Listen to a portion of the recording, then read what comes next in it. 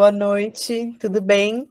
Como estamos aí nesta terça-feira fria aqui em São Paulo? Não sei se todos vocês são de São Paulo. Aqui em São Paulo está fazendo um friozão. É um prazer estar de novo aqui com vocês e hoje discutindo um tema que eu acho que é uma das minhas paixões e é um prazer falar sobre isso. Faz muito tempo que a gente não conversa sobre isso, principalmente num grupo tão mais intimista, assim, com possibilidade de perguntas e trocas. E hoje eu tenho uma convidada muito especial, que é a Ju, então, time da Jus. Eu vou pedir para ela se apresentar e depois eu me apresento para quem não conhece.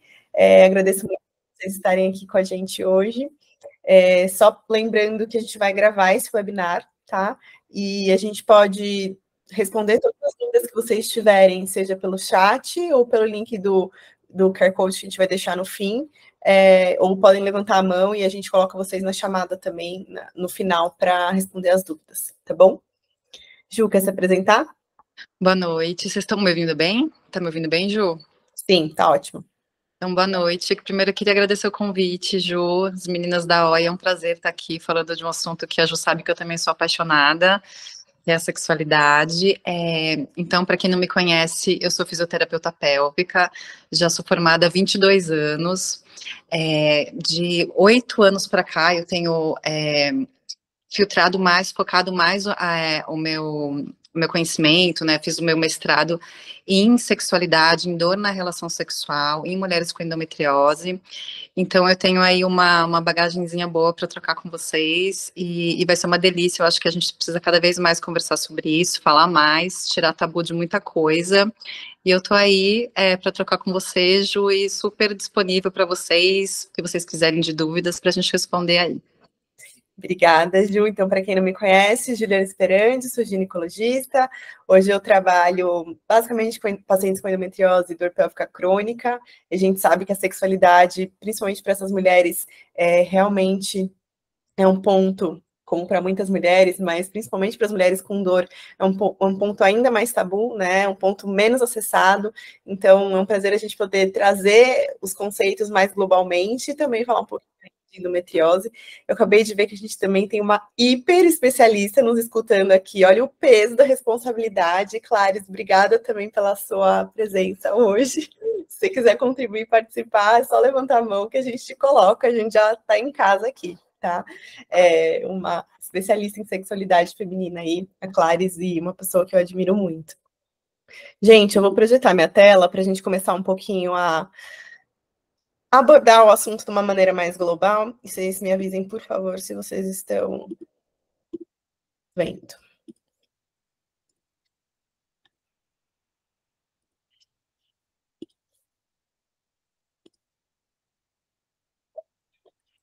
Bom, vamos lá.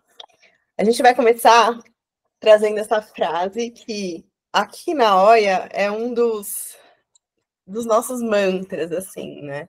Eu não costumo ler as frases, mas pensando em inclusão, se tiver alguém que não consegue visualizar direito, vou começar lendo. Se você quer oprimir as mulheres, fazendo com que sempre tenham que se preocupar com seus corpos, que são normais, a desinformação é uma ferramenta muito efetiva. Essa frase é do livro The Vagina Bible. Quem não leu, tem na nossa biblioteca lá na OIA, mas é bem interessante. E a gente começa com essa frase justamente porque se para a maioria da saúde, né, dos conceitos em saúde e dos conceitos em doença, a gente já não tem informação adequada, imagina, então, quando a gente vai falar sobre sexo ou sobre sexualidade, né? Já está muito claro para todo mundo, e acho que para a sociedade, né, não só para as mulheres, mas para qualquer pessoa, que é um tabu quando a gente fala sobre sexo, e como a gente ensina a sexualidade desde a infância, também é um tabu, né? Então a gente tem homens e mulheres, pessoas criando famílias que não conseguem abordar esse tema com as suas crianças, isso vai gerando um ciclo vicioso ao longo da vida de todo mundo, e a gente tem uma sociedade extremamente disfuncional, principalmente em relação a esse assunto. Então, eu queria começar trazendo o conceito de sexo e de sexualidade. Então, sexo não é sexualidade, tá, gente? Sexo, normalmente, a gente define como o ato sexual ou qualquer componente do ato sexual, não necessariamente o sexo que a gente conhece como o normal, entre aspas, que seria o sexo com penetração, a gente vai falar sobre isso, mas qualquer coisa que envolva ali o contato sexual. E sexualidade é muito mais do que sexo, né? Ela envolve também o sexo, mas eu costumo dizer que ela é uma palavra que define como a gente se relaciona com o mundo. Então, tudo que você coloca no seu dia a dia e que vai criar uma janela, uma porta de abertura para outros contatos, sejam eles sexuais ou não, eu costumo dizer que faz parte da sexualidade. Então, isso envolve como você se veste, como você coloca o seu cabelo, como você se comunica, quais os seus hobbies, se você fala com as mãos ou não. Então, tudo isso é componente da nossa sexualidade.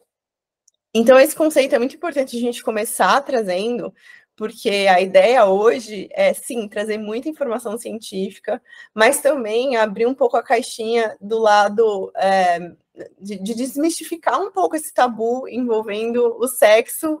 Quando a gente pensa em sexo, você pensa muitas vezes em sexo, sexo com penetração, e aí você não consegue ou não gosta daquilo, então você não está contemplada dentro do que seria ter uma sexualidade saudável, né? Isso é o que a gente aprende desde cedo. E se a gente for pensar em termos históricos, a saúde sexual foi englobada dentro do conceito de saúde só em 2002 pela Organização Mundial de Saúde. Então, veja, é muito recente, né? É agora. Então, não é estranho pensar que também falar sobre sexo sempre foi muito, ou sobre sexualidade, sempre foi muito difícil para todo mundo. Então, vou dar um exemplo meu. Eu sou ginecologista, me formei em ginecologia, uma das melhores universidades do Brasil, e ainda assim eu não tive uma formação adequada em sexualidade, em sexo. Então eu precisei buscar isso para além da formação da residência médica, para eu conseguir abordar isso no consultório, né? Quando a gente não tem informações, ferramentas, quando a gente não desenvolve a nossa própria sexualidade, a gente não vai conseguir ajudar o outro. Então, a gente percebe que realmente a gente está atrasado, né? A gente está muito atrasado. E aí a gente pensa, como eu já disse para vocês, agora na sexualidade como uma das nossas formas de expressão. E a partir disso, quando a gente começa a pensar nesse conceito dessa maneira, fica mais fácil, né? Fica mais fácil falar sobre isso. Então, se você pensar que tudo que você faz está dentro da sua caixinha da sexualidade, mesmo que você não goste de sexo, por exemplo, mesmo que você não goste de sexual, tá tudo bem, né? A gente consegue ir acessando esses lugares de uma maneira mais tranquila e identificando melhor os nossos tabus, que aí são construídos desde a infância, como eu falei para vocês. E, claro, eu não poderia deixar de fora o fato de que falar sobre sexualidade aí feminina é muito complexo, né? Porque ela não é, eu costumo dizer que ela não é linear, ela é circular, a gente já vai ver sobre isso, mas ela envolve diversos aspectos da nossa vida. Então, não é só você ter vontade de ter algum tipo de relação, né? Ela envolve como você está lidando com seus filhos, ou no trabalho, ou com suas parcerias, como você se vê como indivíduo, como é que está a sua autoimagem, se você consome ou não conteúdos sobre sexualidade, quem são seus amigos e suas amigas, será que vocês conversam sobre isso?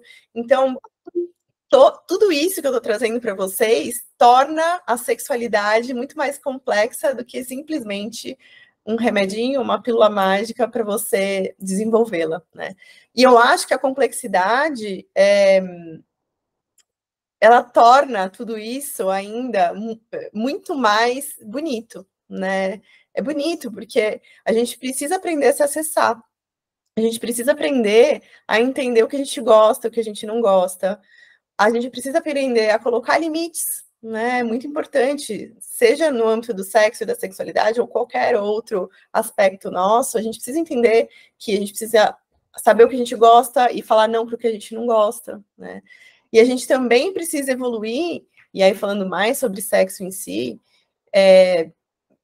para o fato de que, como eu disse para vocês no início, a gente foi ensinado que a única coisa que funciona para dizer que você faz sexo ou que você desenvolve sua sexualidade é o sexo com penetração, né?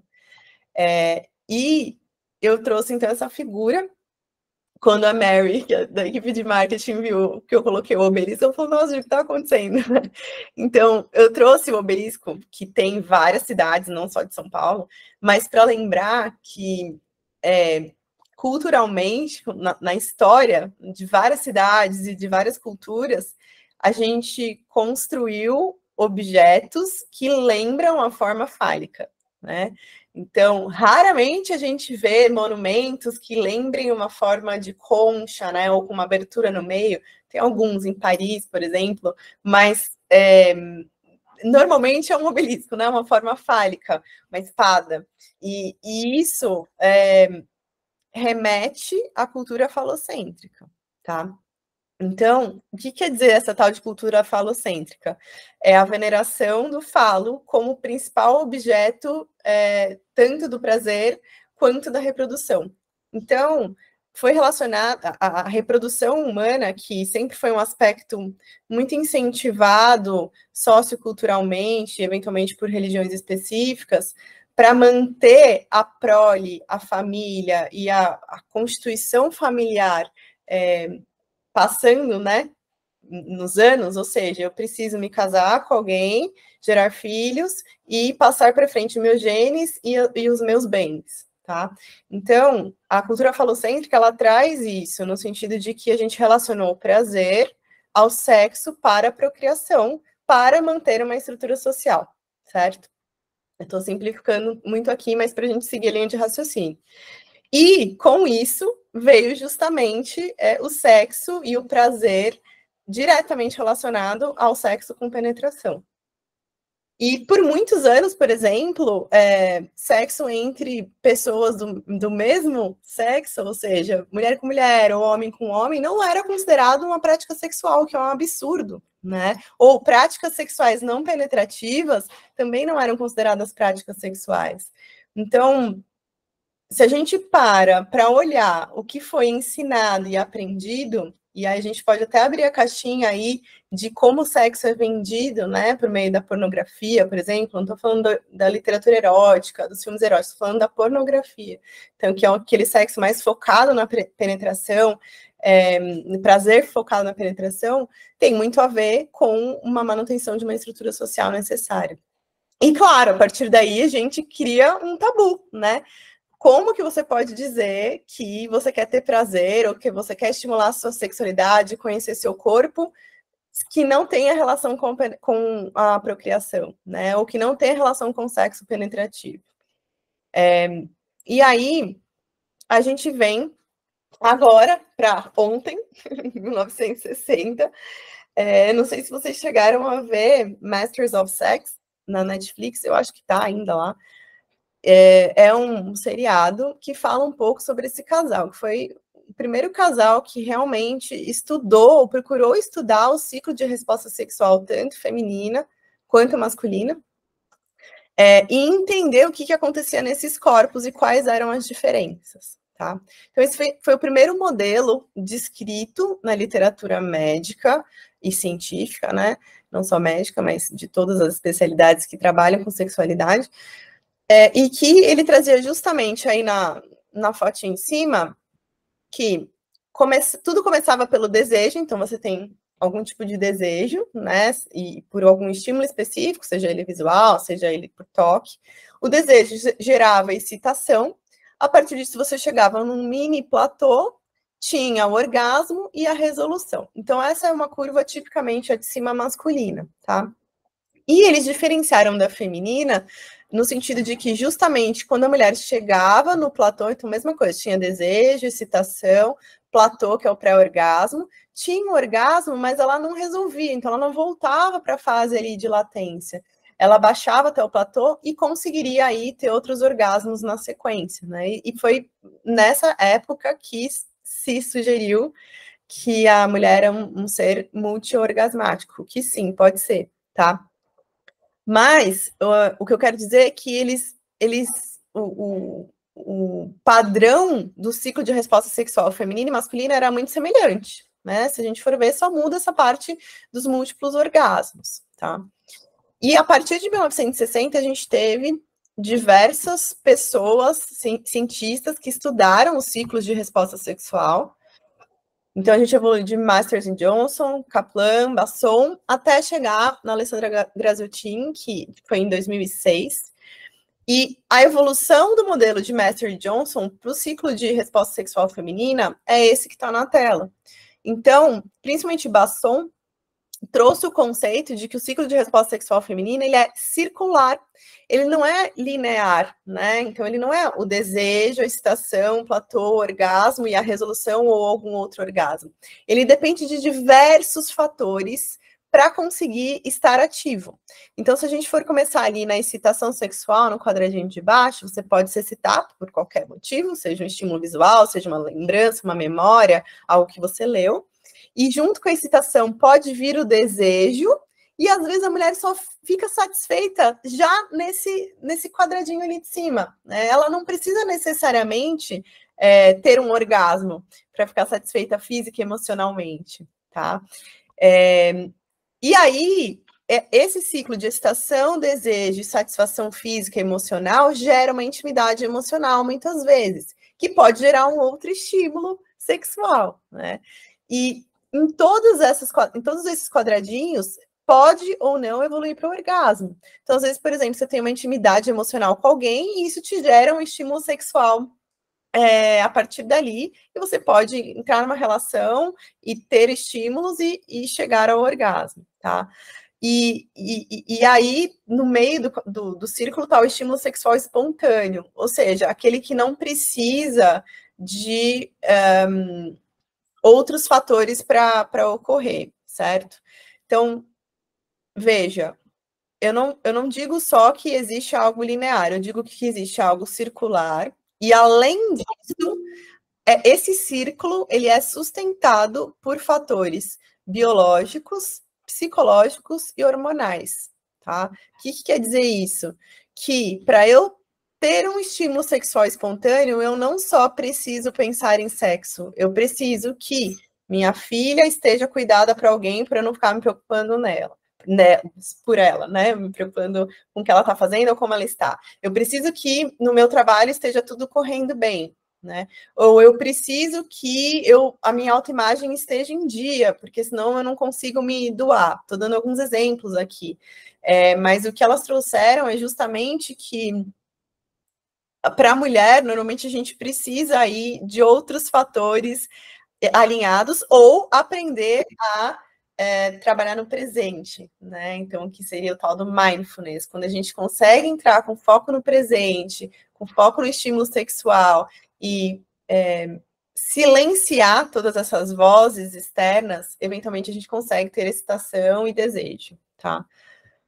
Eu acho que alguém levantou a mão, gente. Fui eu. Clares? É Clares? Fui eu.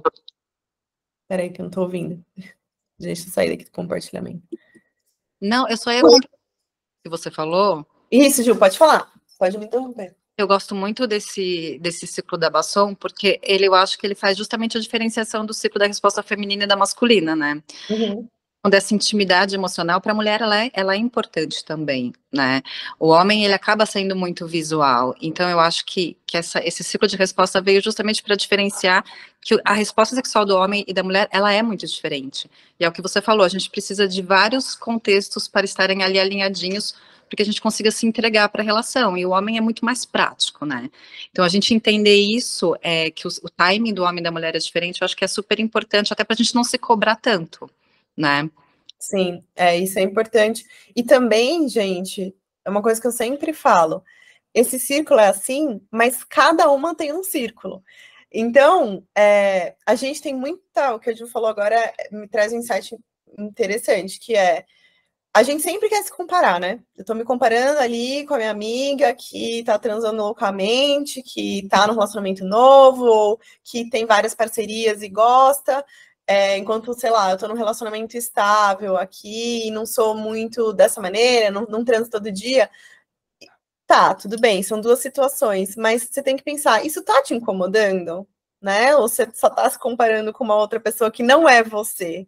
Então, sempre quando vem alguma queixa no consultório que tem relação com a sexualidade, com o sexo, com a resposta sexual, a gente sempre tenta olhar todos esses fatores e também eu trago essa base comparativa, mas calma aí, tá te incomodando? Ah, não tá me incomodando. Tá. Como é que você tá com as suas parcerias? Tá tendo algum problema ali, né, entre vocês por conta disso? Ah, não tá. Então tá bom, então tá tudo bem, né? Você só tá se comparando aí com outra pessoa. E esse ciclo também, ele flutua ao longo da vida. Então, não adianta eu achar que a minha sexualidade hoje vai ser igual a daqui a 15 anos, né? Quando eu estiver ali na menopausa, entrando na menopausa. Então, que entra a parte hormonal e os fatores biopsicossociais. Então, eu acho que tudo isso para explicar para vocês que existe uma base científica, que o ciclo de resposta sexual feminina é diferente do masculino e que, mais que isso, o mais importante de tudo é a gente ter ferramentas para nos conhecer.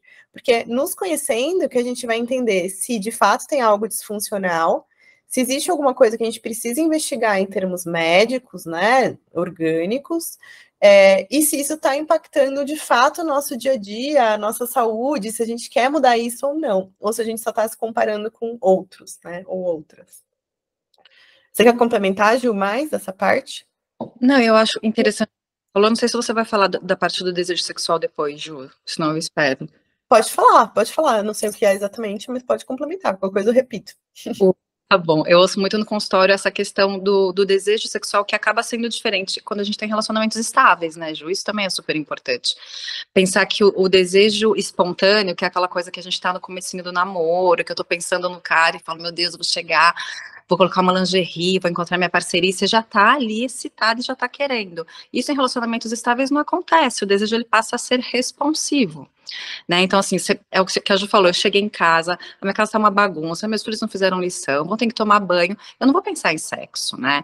Mas se as coisas estão ali mais alinhadas, eu tenho uma parceria que participa de tudo, que colabora, porque quer ter um momento só nosso, e mesmo que eu esteja cansada, eu deite na cama, e aí a parceria vem, começa a fazer um carinho, se eu for receptiva a isso, eu não tô pensando em desejo nem em transar naquela hora, eu não tô pensando em sexo, mas a partir do momento que eu sou receptiva àquilo e de repente é o que vem o ciclo, o desejo ele não está espontâneo, mas eu sou receptiva, aquilo pode ficar gostoso e a gente começa a se beijar e de repente o desejo vem e aí eu respondi, eu fui responsiva a esse desejo e aí de repente rola uma coisa super gostosa que não precisa necessariamente ter a penetração, mas é importante entender que 80% das mulheres em relacionamentos estáveis têm um desejo responsivo, então não é que você vai chegar e vai falar, uhul, hoje eu quero, né, como na época do relacionamento novo, aquele frio na barriga, aquela, né, a gente tem a rotina, a gente tem toda a previsibilidade, então a gente precisa cuidar também em relacionamentos estáveis do nosso desejo,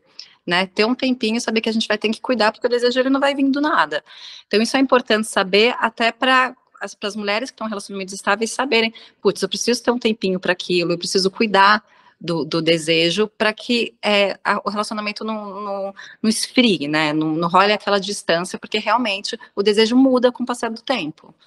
Ele vai. É exatamente isso, Ju. E eu acho que, na verdade, também, eu volto no ponto que eu já falei um pouquinho, que eu acho que quando você tem. A gente costuma falar que libido é a vontade de viver, né? A vontade não só do sexo, ou de estimular a sexualidade, mas da vida.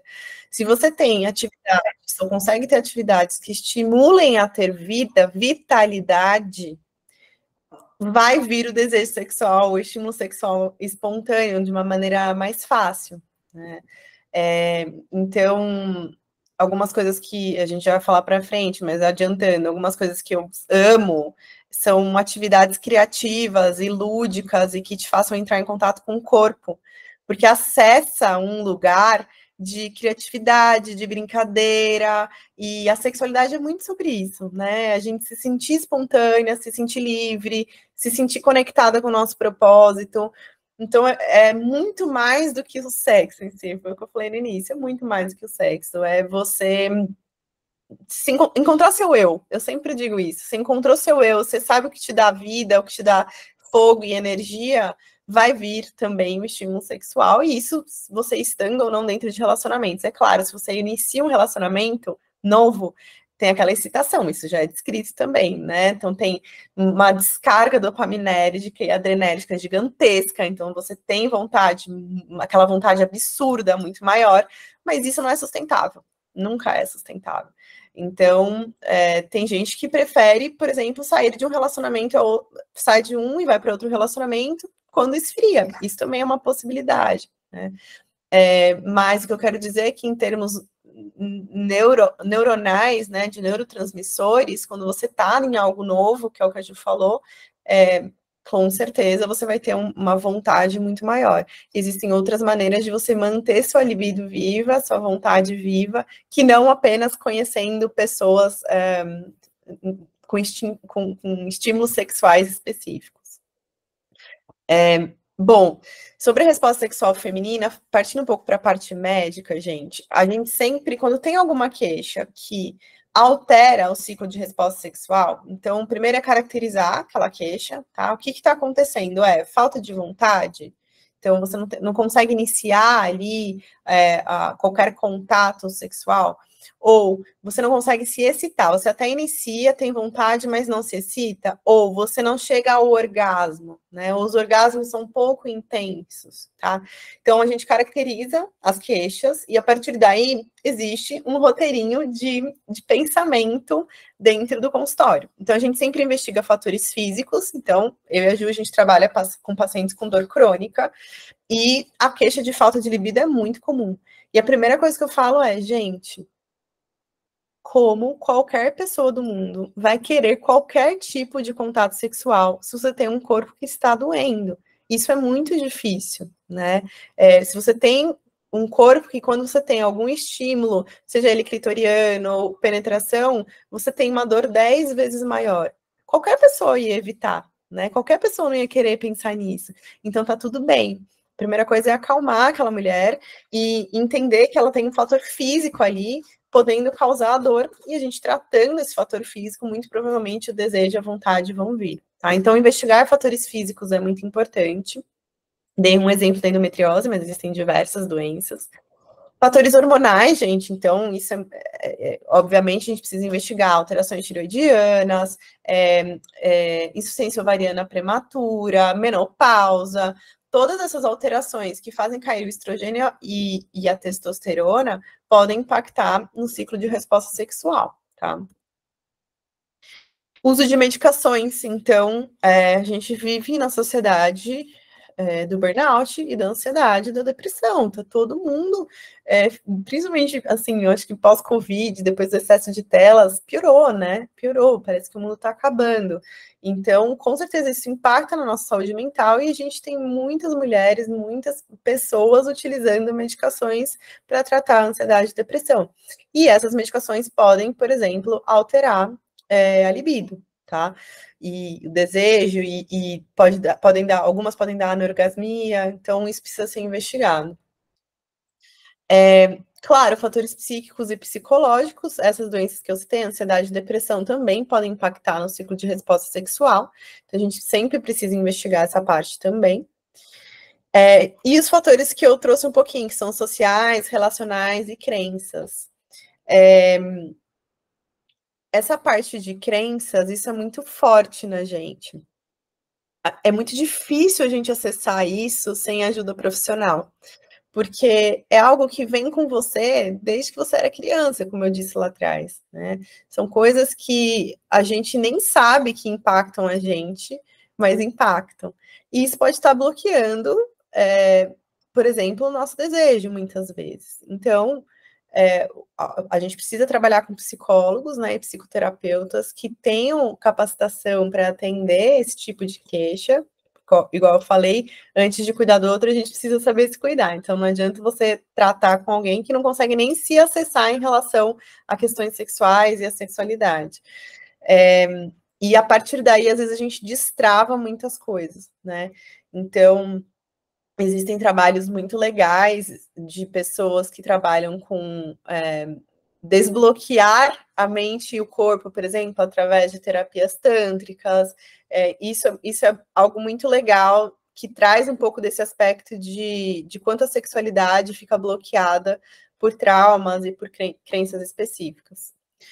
E, claro, a autoimagem, né, gente? É outra questão. Acho que se eu perguntar aqui, de todo mundo tá ouvindo a gente, se todo mundo ama 100% o seu corpo, não sei se tem alguém que vai levantar a mão. Eu não levanto, infelizmente, né? Então, acho que é um trabalho diário de auto-amor, assim. A gente foi ensinado desde sempre que a gente tem que se odiar, né? Que a gente tem que sempre melhorar alguma coisa, que a gente sempre tem que fazer algo diferente para ficar melhor. E conecta muito com a frase do início da The Vagina Bible, porque é isso, a gente é ensinado que o nosso corpo está errado, sendo que ele está tudo bem. Ele só é diferente do corpo de outra pessoa e a gente nasce diferente, né? Viva a diversidade. Então, trabalhar a autoimagem é muito difícil. Na OIA a gente tem um espelhinho, a Ju também eu sei que tem no consultório, porque a gente atende mulheres que nunca nem olharam a própria vulva. Então, esse é um exercício. Quantos de vocês já ficaram pelada na frente do espelho e se olharam de fato? Não só aquela olhadinha antes de colocar a roupa. Se olhar de fato. É um baque, assim, tipo, você entra de frente com você, é muito curioso. Tentem fazer isso. E olhar a própria vulva mais ainda, porque a gente não costuma fazer isso, né? Então, eu acho que esse exercício de se amar todo dia também entra como um fator importante para melhorar a resposta sexual e para manter a resposta sexual saudável. Ju, bola sua agora, 100%. Então, vamos lá. Eu achei muito legal o que você falou, Ju, do negócio da autoimagem do espelhinho, da gente se olhar, porque essa semana mesmo eu peguei o espelhinho para mostrar para uma paciente, ela deu um grito e falou, não, eu não quero ver. E eu falei, mas por quê? Ela falou assim, porque uma vez o médico colocou e eu achei horrível, eu não quero ver. Então a gente está fazendo justamente esse trabalho, né? E é uma paciente que tem queixa de dor na relação. Como é que essa mulher vai para uma relação, né? Vai querer ter uma relação, vai estar excitada, vai ter desejo se ela não gosta do próprio corpo? Não tem como, né? Sim. Vamos lá, gente, falando um pouquinho do assoalho pélvico, tá? Então, a Ju colocou aí na tela a musculatura toda do assoalho pélvico, ela é super importante para nossa resposta sexual. Eu brinco, na verdade, que assim, o assoalho pélvico, ele tem funções muito importantes, e eu costumo falar, como mãe de menina, até, eu estava estudando com ela esses dias, como os livros e os materiais ainda são falhos, né, Ju? Porque tem lá o aparelho reprodutor feminino, aí tem o útero, as trompas, o ovário, custava colocar um chãozinho embaixo, né, muscular, para as meninas já entenderem que existe músculo ali, que esse músculo, ele é um músculo voluntário, a gente consegue acessar, recrutar, contrair e relaxar, porque vai chegar determinado momento da nossa vida que se a gente não cuidar, a gente vai pagar o preço. E aí eu não estou falando só de sexualidade, eu vou falar um pouquinho das funções do assoalho pélvico. Então, o assoalho pélvico, ele é um músculo que faz o fechamento da nossa pelve, então ele faz o piso da nossa pelve, tá? E a primeira função importante dele é que ele sustenta os nossos órgãos pélvicos. Então, aqui eu tenho um modelinho bem simples, como se fosse aqui a vulva, e aqui dentro, que eu tenho o útero e o ovário, tudo que eu tenho aqui dentro é músculo. Então, o que faz esse fechamento aqui inteirinho é músculo, tá? Então, esse músculo vai estar sustentando os nossos órgãos pélvicos, que é bexiga, útero e reto. Eles são presos por pequenos ligamentos, que são fáscias, mas que ao longo da vida se enfraquecerem, se cederem um pouquinho, ou tiverem uma lesão, uma ruptura, se eu não tenho esse músculo funcional para sustentar esses órgãos, a gente pode ter uma coisa que chama prolapsos de órgãos pélvicos, que é quando a parede desses órgãos escorrega e forma aquilo que a gente com certeza já ouviu falar, fulana está com bexiga caída e vai precisar operar. Então, assim, a gente precisa pensar que esse músculo faz a sustentação dos nossos órgãos pélvicos. A segunda função importante é que ele participa ativamente da nossa continência. Então, deixa eu pegar a minha vulvinha aqui de feltro.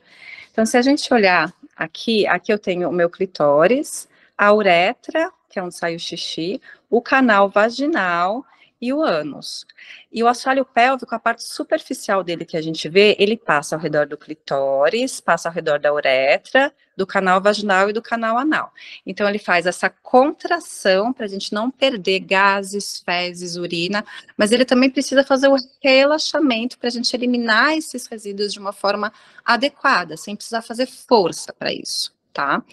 Ele participa da nossa resposta sexual, por quê? Porque ele passa ao redor do clitóris. Então, se a gente visualizar que aqui está passando o músculo, ele passa aqui ao redor do clitóris e aqui dentro também. O que eu tenho aqui dentro, se a gente visualizasse aqui, seria também músculo passando aqui ao redor das perninhas do clitóris, tá? Então, quanto mais funcional esse músculo, mais sangue, mais oxigênio, mais nutrientes esse clitóris recebe, e com isso eu tenho uma resposta sexual melhor, a excitação, a lubrificação. Então, de sentir ali, seja o pênis do parceiro, seja o dedo, seja um toy, se eu tenho um músculo funcional. E também ele faz uma participação importante no caso de mulheres que pensam em engravidar, porque o útero ele é um órgão pequenininho e pélvico, vai crescer, se transformar num órgão grande, fazendo pressão para baixo. Então, essas são as funções super importantes do assoalho pélvico, que eu brinco que se a gente não cuidar, lá na frente a gente vai pagar o preço, porque ele é um músculo que precisa ser cuidado e tratado como a gente cuida do nosso corpo. Então, a gente cuida da área ao redor dos olhos, a gente vai para academia e malha tríceps, né? O assoalho pélvico é músculo, ele está ali sustentando órgãos, então ele está sofrendo a ação da gravidade. Então, se eu nunca fizer nada nesse assoalho pélvico, vai chegar uma hora que ele vai ficar flácido, mas aí ele é funcional. Né? Então, eu posso espirrar e perder um xixi, carregar um peso e soltar um pum. Eu começo a não ter tanto prazer na relação sexual, nem na excitação e nem em sentir ali o pênis, o dedo lá dentro, porque o músculo fica flácido. E lá na menopausa, quando a gente tem todo o declínio, toda a queda dos hormônios, a gente também pode começar a ter sintomas como perda, escape de xixi ao tossir, ao pular uma corda. Então, é um músculo que se a gente não cuidar, ele vai dar problema lá na frente. Eu brinco que ele é igual ao tríceps. O tríceps, se a gente nunca fizer nada na vida, vai chegar uma hora que a gente vai dar tchau e ele vai balançar. Né? Aí a gente dá aquele tchau mais tímido, mas é estético, o assoalho pélvico é funcional. E o assoalho pélvico vem com uma participação muito importante na nossa resposta sexual. Tá, então assim, a gente vê hoje em dia com as informações chegando na internet, né, Ju, a todo vapor, com uma velocidade muito grande, sobre como melhorar a minha vida sexual, vamos fortalecer o assoalho pélvico, pompoarismo. Então eu, como fisioterapeuta pélvica, eu queria primeiro deixar claro que pompoarismo é uma coisa e fisioterapia pélvica é outra.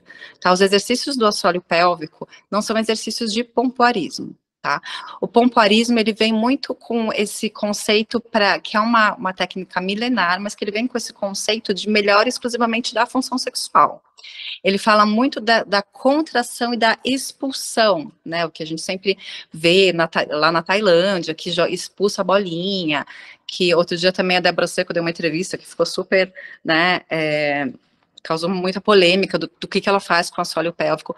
Pensando em assoalho pélvico e pensando como profissional, acho que a Ju pode até concordar comigo, tem manobras aí no pompoarismo que elas não são fisiológicas, né? Você fazer força de expulsão, você forçar para fora, isso fisiologicamente a longo prazo não é legal, tá? E diferencia de exercício do assoalho pélvico feito por fisioterapeuta, por quê? Porque eu vou individualizar. Então, se você vem com uma queixa para mim de dificuldade em atingir o orgasmo, excitação, ou até dores na relação, que né, na minha área, na da Ju, são queixas, infelizmente, comum, e não tem como a gente ter prazer na relação e a gente querer ter relação se a gente tem dor, eu vou avaliar a musculatura dessa mulher e aí eu vou individualizar o tratamento para ela.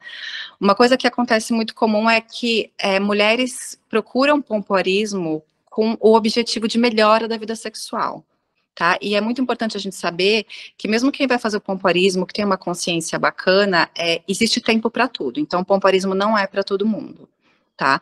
Existem algumas contraindicações importantes que eu vou falar daqui a pouquinho, para a gente pensar em quando realizar esses exercícios, tá? Então, o que é importante a gente saber que esse músculo, quando a gente pensa em fisiologia, em habilidade de músculo, o músculo saudável é um músculo que contrai, é um músculo que relaxa, tá? E é importante frisar também que mais ou menos em torno de 30 a 35% das mulheres não têm consciência desse músculo. Tá? Então, se eu virar para uma mulher e falar assim, olha, eu vou pedir para você fazer uma força para pensar em fechar vaginianos, né? Eu até brinco nas minhas avaliações, pensa que entrou um cara gatérrimo no elevador e te deu uma vontade de soltar o pum e você não pode soltar um pum. Você vai contrair. 30% das mulheres, em média, não têm consciência de fazer esse movimento, o que torna muito difícil a gente conseguir padronizar exercícios para todas as mulheres, tá? E quando a gente pensa em músculos, a gente pensa que o assoalho pélvico, ele tá inteirinho ali na parte interna, entre a vagina e entre o ânus, ou entre o pubis, que é o ossinho que a gente tem aqui, e o cóccix. Então, tudo que eu tenho daqui até aqui é músculo. Mas a parte dos músculos externos, que também estabilizam a nossa pelve, eles também vão entrar aí. Que músculo externo, quais seriam eles? Então, a musculatura do abdômen, a musculatura do glúteo e a musculatura da lombar. Então, é muito fácil eu te dar o comando de contração e de relaxamento e você automaticamente prender a respiração, contrair o abdômen, contrair o bumbum. E se eu estiver te examinando, possivelmente nada vai acontecer no assoalho pélvico. Tá? Então, a primeira mensagem especial que eu queria deixar para vocês é que eu brinco que toda mulher merecia uma avaliação uma vez na vida para ver, avaliar o quanto que você tem de percepção dessa musculatura. E a partir daí, a gente consegue te guiar para um protocolo de exercício ou para um protocolo de relaxamento dessa musculatura, pensando que se eu tenho um músculo saudável, minha resposta sexual vai ser muito melhor. Eu vou ter orgasmos mais intensos, que durante o orgasmo, o que a gente tem? A contração involuntária desses músculos. Então, se eu tenho um músculo com dor e eu tenho o orgasmo, muitas vezes essa contração do orgasmo pode provocar piora da dor. Pode provocar uma cólica pós-orgasmo, né, Ju, que a gente tem muita queixa de dor pós-relação sexual. Então, é importante a gente olhar esse músculo com muita atenção e com cuidado, pensando que ele tem funções super importantes, mas a gente precisa avaliar o quanto você tem de percepção sobre essa musculatura e o quão saudável ele está para com que a gente consiga orientar exercícios de fortalecimento, pensando na melhora da resposta sexual. E eu não gosto nem de falar de muito fortalecimento, eu prefiro falar função. Porque eu acho que ninguém tem o objetivo de ter o músculo aí saradão, de conseguir levantar peso e cones super pesados. A gente só precisa de um músculo funcional, né? A gente não tem que pensar em deixar ele super forte. A gente quer um músculo que funcione bem, que dê prazer, que a gente consiga urinar e evacuar de uma forma que seja saudável. Tá? Então, pensando em músculo, eu acho que é isso que a gente precisa falar. Eu acho interessante essa parte que você falou, Gil. Eu encaminho todos os dias pelo menos umas 3 pacientes para fisioterapia pélvica. E a maior parte das vezes existe, com o trabalho da físio, existe uma percepção de consciência muscular incrível, é muito interessante. Eu tive pacientes, inclusive, que desenharam o músculo para mim onde elas estavam tendo dor. Elas pegaram esse modelo aqui que eu estou mostrando para vocês da pelve e falaram, eu estou com dor aqui. Então, o trabalho da físio é tão importante porque promove essa autopercepção, essa consciência muscular de músculos que são negligenciados e são extremamente essenciais para todas essas funções que a Gil falou, evacuar, urinar, para não ter dor na relação com penetração ou pós-orgasmo, e para o orgasmo, e para o prazer, né? Vocês já devem ter ouvido falar que tal mulher teve um orgasmo quando estava treinando. É justamente por isso, porque você está recrutando a musculatura que participa da resposta orgástica. Então, até a parte ali, existem alguns músculos abdominais também que participam na contração durante o orgasmo, né? Então, eu acho que é essencial isso que a Ju falou, ser bem indicado, ter indicação, ser bem indicado, ser bem feito, porque senão só pode piorar ou gerar outros problemas, né? Vou passar aqui, Ju, para falar do clitóris. Tá ótimo. Então, clitóris, eu tenho aqui esse modelinho, que ele é o modelo mais recente, que ele foi feito a partir de uma ressonância magnética de um tamanho normal, de um tamanho comum, tamanho real, desculpa, o tamanho real do nosso clitóris. Então, o clitóris, ele é o nosso órgão do prazer, né? A única função que ele tem ali pra gente é nos proporcionar prazer. E ele ainda é muito negligenciado por essa cultura que a Ju falou da penetração, né? Eu recebo muitas mulheres com queixas de orgasmo que já chegam com vários vibradores enormes e pensando no orgasmo associado à penetração. Então eu falo que o clitóris ele ainda é muito negligenciado, porque o que a gente vê dele é só aqui a cabecinha dele. O meu ainda tá, de tanto que eu coloco e tiro para mostrar, ele tá até mais visível, mas a gente vê aqui a cabecinha dele, né, onde a gente tem o prepúcio dele, mas na verdade o clitóris ele é tudo isso lá dentro, né?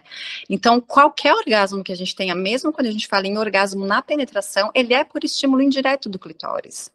Eu acho que ainda falta muito, pensando nos homens, na parte masculina, a gente nem comenta muito, porque eles não sabem mesmo localizar, né? Eles não sabem onde fica o clitóris.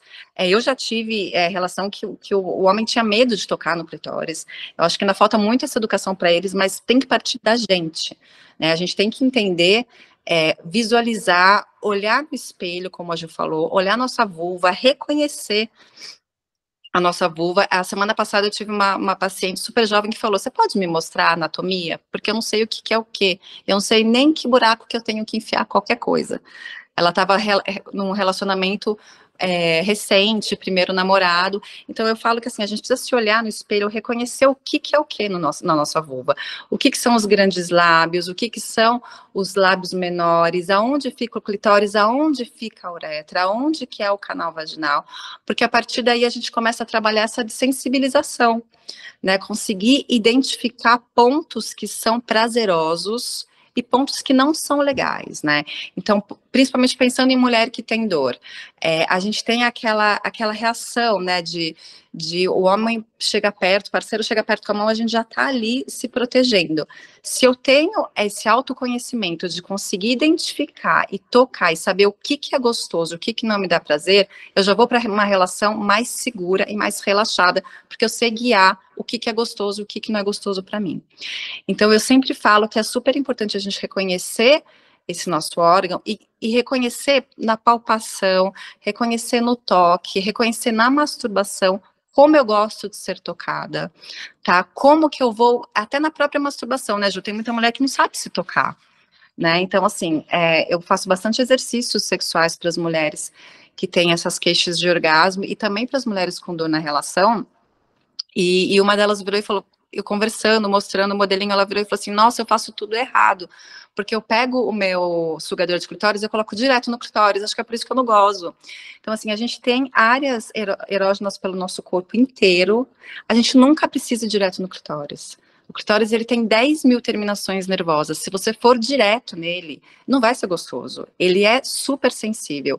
Então, isso é um outro cuidado que a gente tem que ter, né, Ju? Reconhecer o prazer do nosso corpo, começando por fora. Né? Começando por região suprapúbica, parte interna de coxa, a gente vai deixar para chegar ali por último. Mas é super importante a gente valorizar e entender que aqui que está o nosso prazer. Exato. E aí, entendendo que aqui que está o nosso prazer, a gente não precisa ter essa ansiedade e antecipação da penetração. Exato. A gente fez até um conteúdo, eu fiz com as meninas da OIA, que faz um tempo já, que era do mapa do prazer, que falava justamente sobre isso, que o nosso corpo é um mapa, e cada um tem o seu.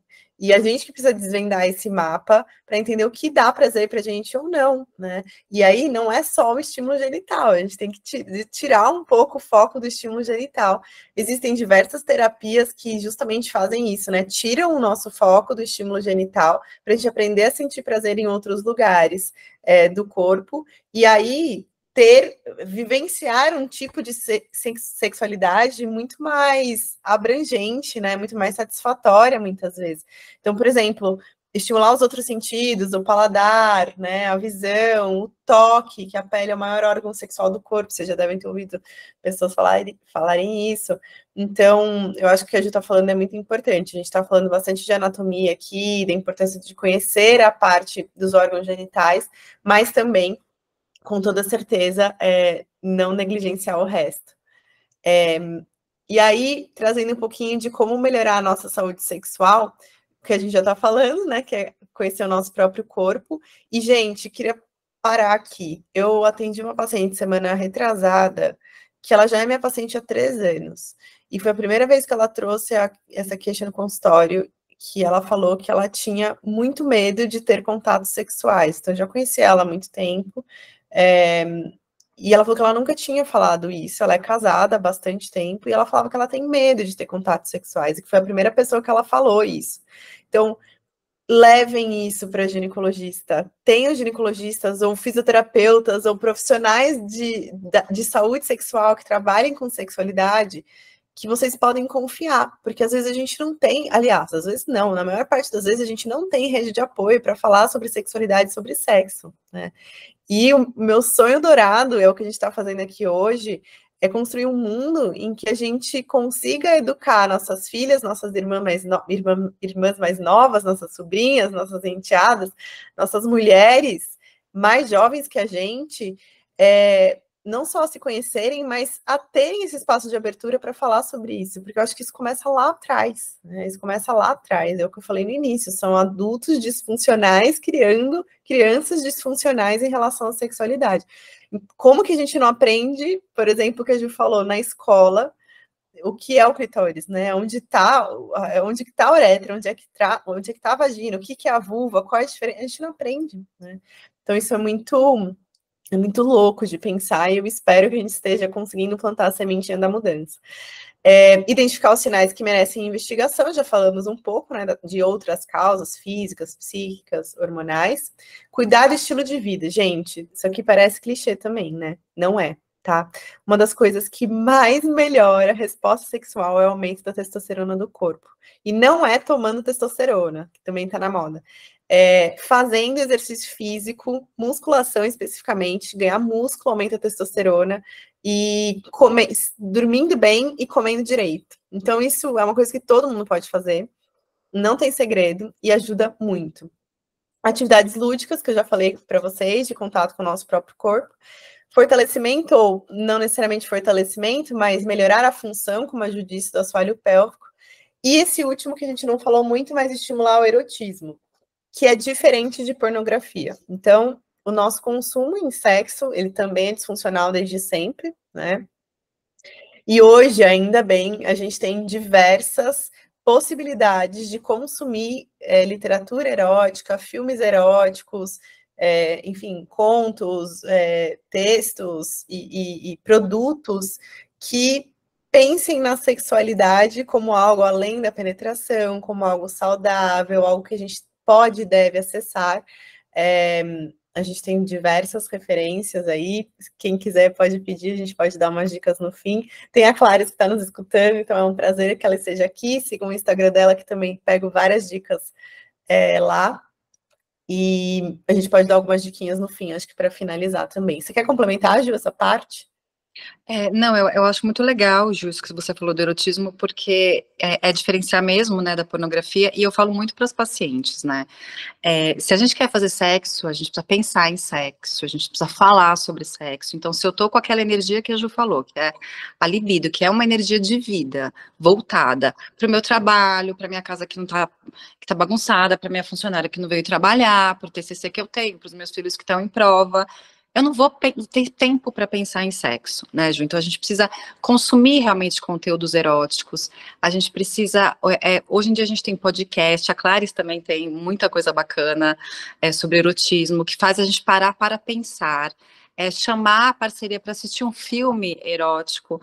A Clarice tem uma lista bem legal no Insta dela também, sobre filmes que mostrem esse erotismo e chamar a parceria para ter um momento para isso, porque a gente precisa realmente erotizar a relação, principalmente em relacionamentos mais longos, né, Ju? A gente tem que ter aquela coisa que a gente tinha no começo, de mandar uma foto de uma lingerie nova, a gente precisa instigar, precisa precisa pensar em sexo e falar sobre sexo para fazer sexo, porque senão a gente é engolido no dia a dia.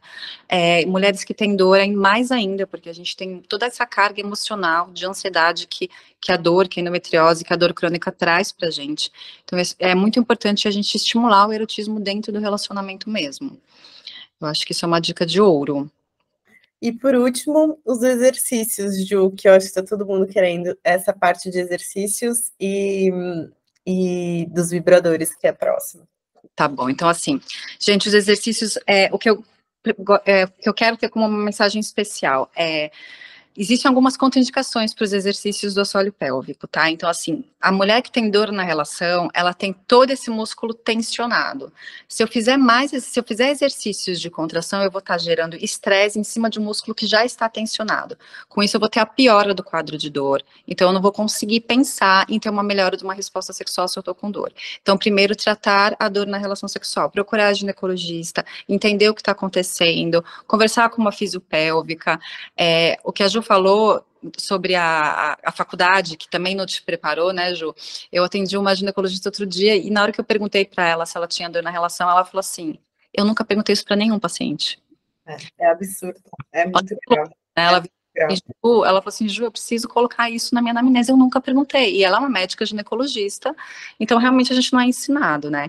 Então, dor na relação sexual, mulheres com constipação, que tem muita dificuldade de evacuar também, porque a gente vai estar tensionando o músculo que provavelmente, a gente vai estar gerando estresse no músculo que está mais tenso, tá? Então, mulheres também que têm dificuldade de urinar, no sentido de que senta para fazer um xixi e sente que sempre sobra um pouquinho ali, daqui a pouco volta de novo para fazer xixi, também são sinais de atenção para conversar com o ginecologista, para a gente dar aí o sinalzinho vermelho para as contrações, tá? Então, para os exercícios. Então, o mais importante é saber quando não fazer, tá?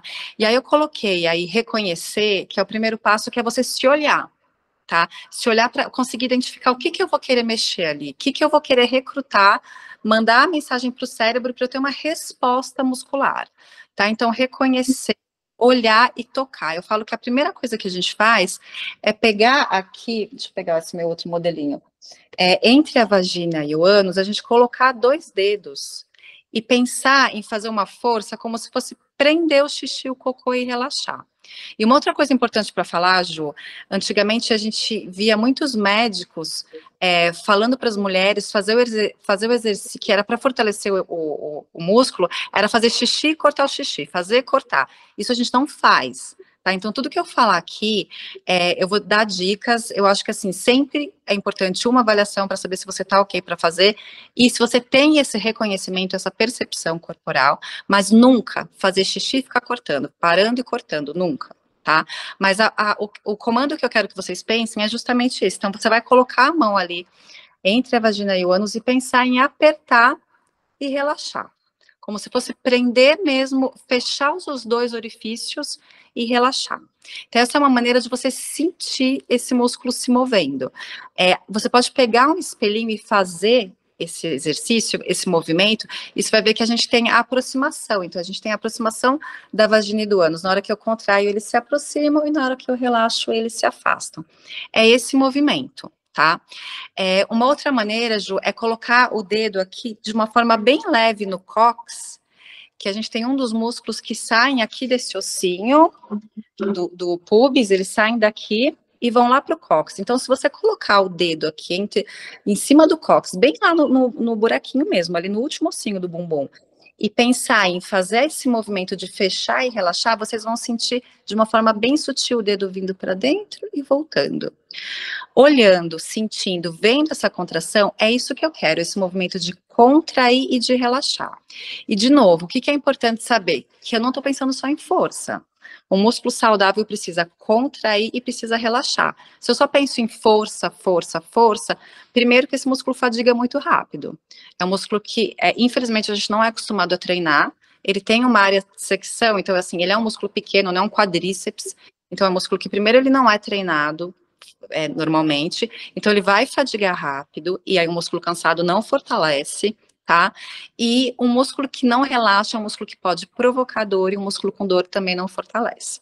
Então a gente vai pensar em contrações e relaxamento dessa musculatura. O que eu gosto de orientar para quem está começando também, Ju, além de se tocar, colocar a mão por fora, se você quiser, você pode introduzir o dedo mesmo na vagina. Lógico, você vai fazer xixi antes, vai lavar a mão, mas você pode introduzir o dedo e pensar em apertar seu dedo.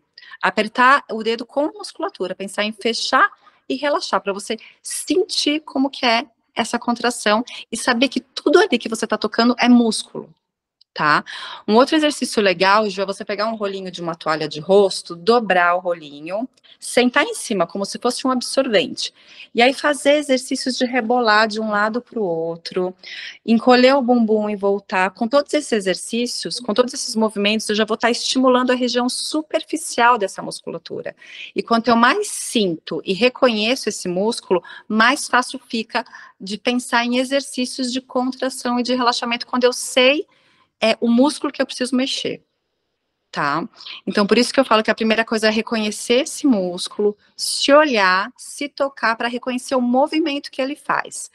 E uma coisa importante, nunca prender a respiração na hora de fazer o movimento, se sentir que o bumbum tá apertando e parte interna da coxa tá apertando, solta tudo e vamos se concentrar só nos 2 orifícios ali na vagina e no ânus.